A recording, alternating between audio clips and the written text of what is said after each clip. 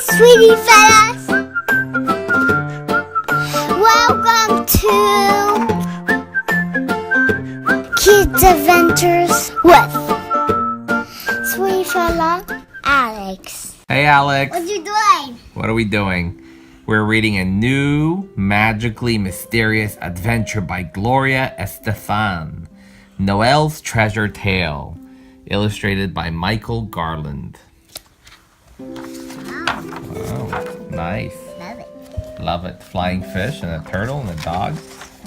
The dark skies seemed to open, pouring rivers of rain as 11 brave galleons made their way back to Spain. They were loaded with treasure, gold and silver doubloons, thunder sounding the way on a night with no moon.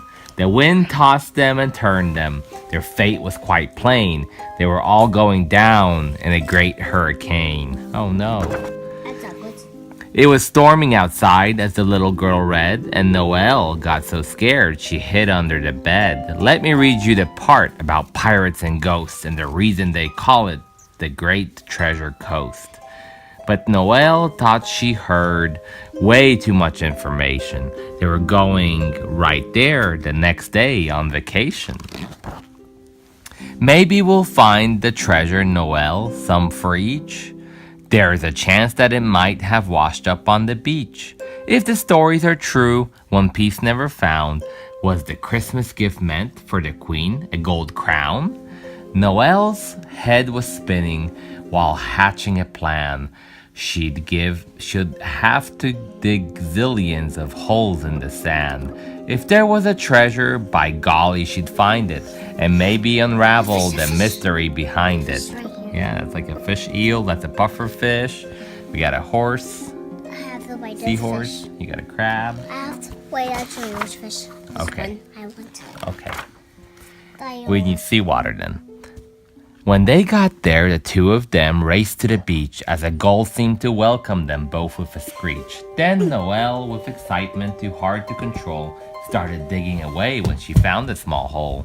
Noelle scooped out sand till her snout could fit in, and then yelped as she felt a sharp pain on her chin.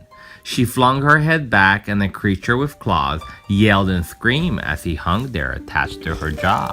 Ha ha ha. Crab. Crab on help! Stop, stop, stop!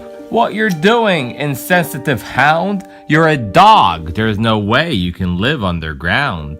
I was digging for treasure I was told might be here. Didn't mean to be upset you, said Noelle, quite sincere. Listen up, said the crab. I've been searching forever. We might find it much faster if we both work together. The crab and the dog are going to try to find the treasure together. Farther down on the beach, Noelle saw in a bunch 20 sandpipers slurping up sand, fleas for lunch. They were miniature birds running fast to and fro, trying not to get caught in the waves underwater. One called out to Noelle, "We don't mean to butt in, but if treasure's your gold, in the forest begin." Noelle crouched down and asked, "Want to go for a ride?" The crab climbed on her back and they ventured inside. Glaring under some brush like two marbles they shone, eyes that started at Noelle like a dog at a bone. Then a deep grumbly voice broke the still of the air. "Whose permission have you to just trespass through my lair?" "What's your name?" asked Noelle of the big fearsome cat. "My name's Bob," he replied. Bob? "Want to stop for a chat?" "I'm afraid we must go and continue our quest." Like a Bob? Yeah. Are you crazy? "We're in search of a treasure. Any place you'd suggest?" "I suggest you take cover," the wise bobcat purred. "There's a hurricane coming, or haven't you heard?" "Then we'd better get going," Noelle said with a worry. "We'll have to head back to the house in a hurry." They discovered a path and decided to follow, but the rain made them hide in a log big and hollow. Noelle thought out loud, "What we need is a map, but until it stops raining, we might as well nap." As Noelle nodded off, she could hear distant thunder while dreaming of treasure and pirates who plunder. She was on a big ship being bounced side to side. Waves like mountains of water crashed and landed inside. At the helm was a seagull, like a statue he stood, with a patch on one eye and a leg made of wood. He was shouting out orders. Noelle's heart quickly sank. This dog's after my treasure. She must now walk the plank. Noelle felt a sharp sword poke her right in the back. A raccoon wearing boots had her under attack. Move along, scurvy dog, or I'll slice you in three. Noelle took a deep breath and jumped into the sea. Just as soon Noelle was convinced she would drown, she discovered she was falling up and not down, on the back of a turtle who had swum down to save her. To the surface she rode, on her turtle elevator. She said, "How can I ever your kindness repay? I will give you the treasure if I find it one day." The great sea turtle said, "I know just where it lies. I will whisper some clues that you must mesmerize." So Noelle listened well, but then wanted to scream when she woke up to find it had all been a dream. At the edge of the forest, find the tree with the heart. Count 12 paces due east, it is there you will start. From that point you will see 50 yards to the north, several mounds in the sand, but your aim is the fourth. It is marked with a stick with a number and date. You must get there by dark or it might be too late. Noelle's heart beat faster with each clue that they found. All at once there it was, the mysterious mound. And just as Noelle thought her journey complete, something wiggly and jiggly shook under her feet. Little heads, tiny flippers crawled out of the sand on their way to the ocean as if on command. Baby turtles, 100 scooted fast past Noelle. Some took off the wrong way, one flipped back on its shell. Then a hungry raccoon and a ravenous snake showed up out of nowhere for sea turtle's steak. But Noelle, thinking fast out of pure intuition, stood like stone in their path, knowing this was her mission.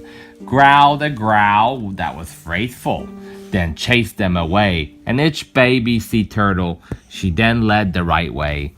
Far from shore, a huge turtle, like the one she had dreamed waved a flipper in thanks. At least that's how it seemed. Noelle figured her dream must have come as a sign. She glanced back at the mound where she saw something shine. "One more turtle," she cried. "We must dig farther down." Gently using her teeth, she pulled out a gold crown. Wow.